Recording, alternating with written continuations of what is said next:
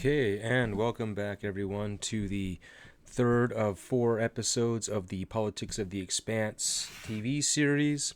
Today we'll be looking at the Mars Congressional Republic, or MCR, or as it's referred to often in the show as the MCRN, Martian Congressional Republic Navy. Okay, so we will start with a brief history of the Mars Congressional Republic, followed up by a look at its military structure, followed by its government structure, and an overall comparison to contemporary government structures as they exist in present day.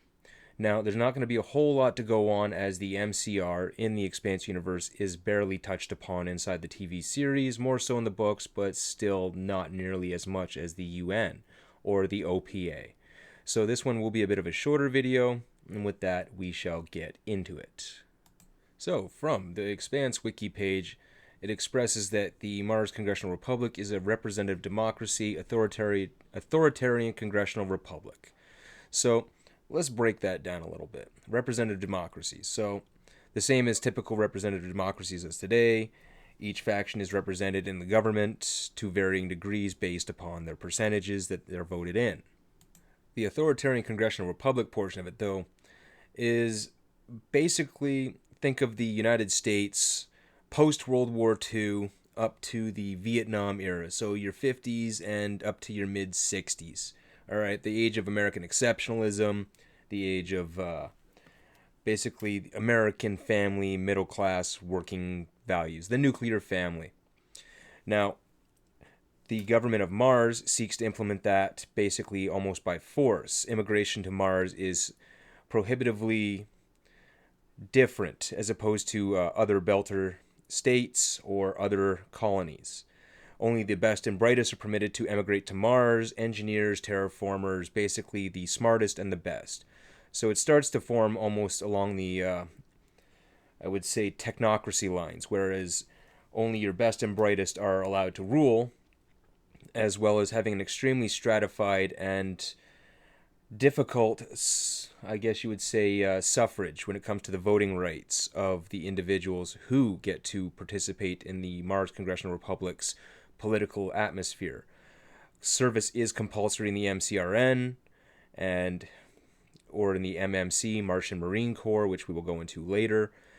Again, it's one of those things where the entire civilization is geared towards one purpose, one goal. They want to terraform Mars. That is their goal, and as a society, they decided that's where they're going to drive everything towards. So everything is geared towards that goal. Immigration, military service, its spending, and various other governmental organizations. So with that brief little overview on the Mars Congressional Republic, let's look at their setup.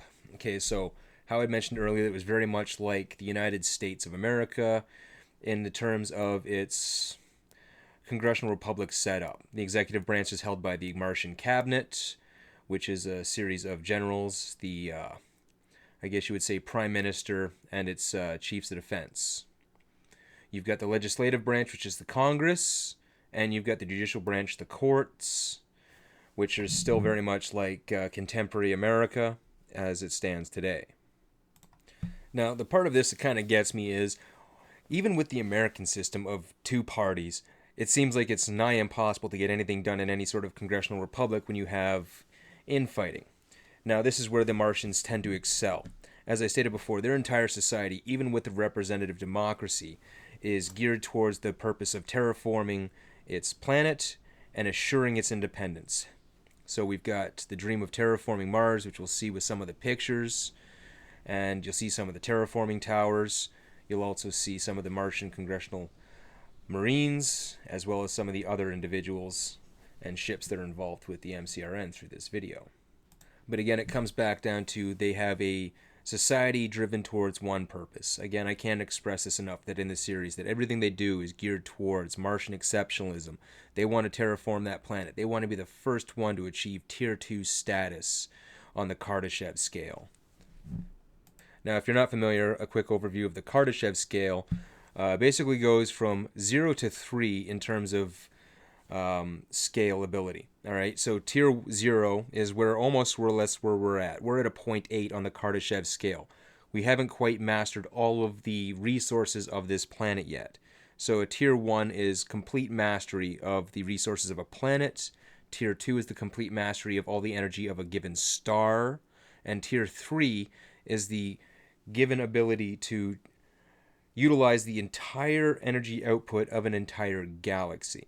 As you can tell, that we haven't encountered any of these civilizations, and we're only a 0.8 on the scale. We're getting there, but we're not quite at a 1 yet.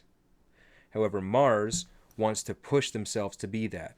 They say that it'll take 2 generations to finish terraforming Mars inside of the series, that certain incidents have cost them significant amounts of time.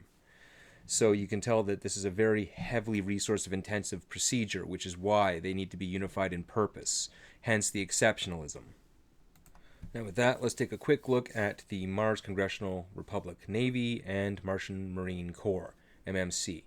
Now, the Martian Congressional Republic Navy, MCRN, focuses their abilities on small numbers of highly advanced, extremely powerful warships. They've only got 4 or 5 classes of ships and only 3 classes of infantry individuals that you see in the show.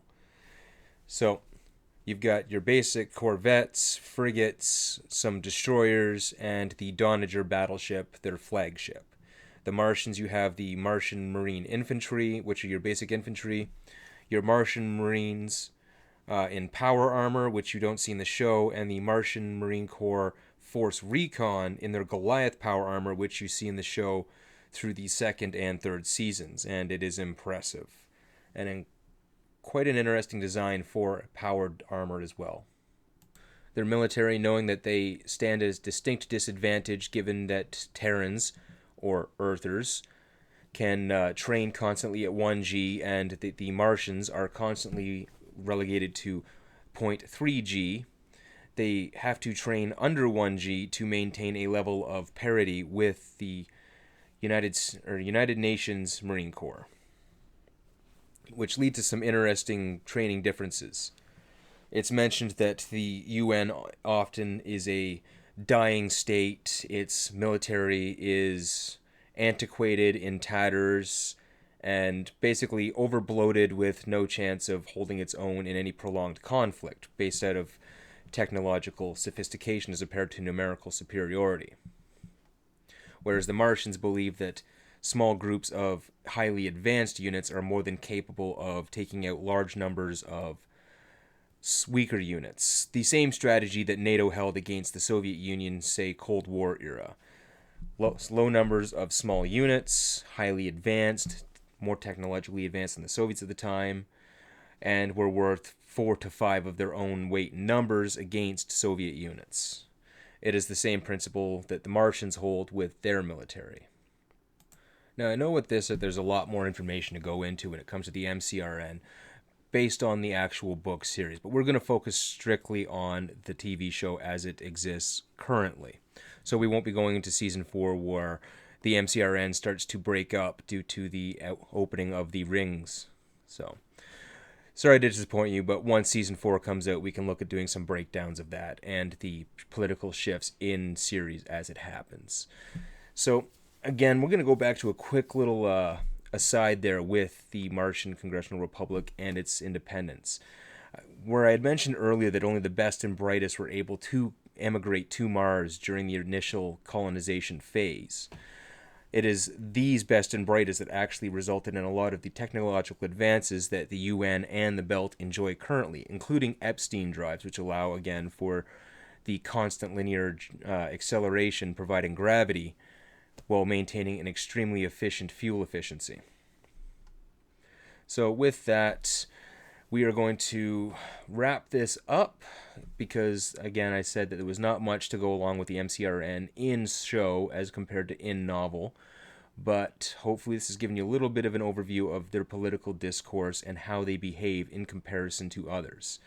Now, it should be said without preamble that the MCRN is just as guilty in series of oppressing Belters in terms of their behavior, how they treat Belter rock hoppers who gather resources for sale to the 2 powers in the system, and they're the ones that actually actively mined all of the water from Ceres, resulting in a slightly smaller diameter during its spin-up process, creating a station out of it. But Mars, for the most part, uses the resources of the belt to finance and, I would say, utilize the resources to assist in the terraforming project, i.e. waters, rare earth elements, carbon dioxide gases, etc. So the belt is the resources for these terraforming projects, and they tend to oppress the belters, so they make sure that they get it, because anyone who's not Martian, again, is thought of as another. But that seems to be the failing of all three factions in the Expanse series. So it really is a bit of a shame that there isn't more to go along with the MCRN outside of canon, inside of the show itself. I've done a lot of research on Space Dock, seeing as their Force Recon series is actually considered canon in universe. Space Dock, definitely check out his channel. The sci-fi breakdowns he does are amazing. He does a lot of ships from various universes, battle breakdowns, etc. It's a fantastic channel. You should check him out. And especially if you're looking for Expanse canon content, he's the place to go to as well. So with that, we are going to wrap up the MCRN. The comparisons between them and America mid-1950s to mid-1960s is pretty apparent. Behaviors, the aspects, their technological leaps and bounds, attitudes towards other nations. So with that, we will wrap this up. And in the next day or two, we will upload the OPA video for the breakdown for it. So with that, ladies and gentlemen, thank you for tuning in. If you like this content, please like, share, and subscribe. And, well, see you next time. So, everyone, love each other, love yourselves.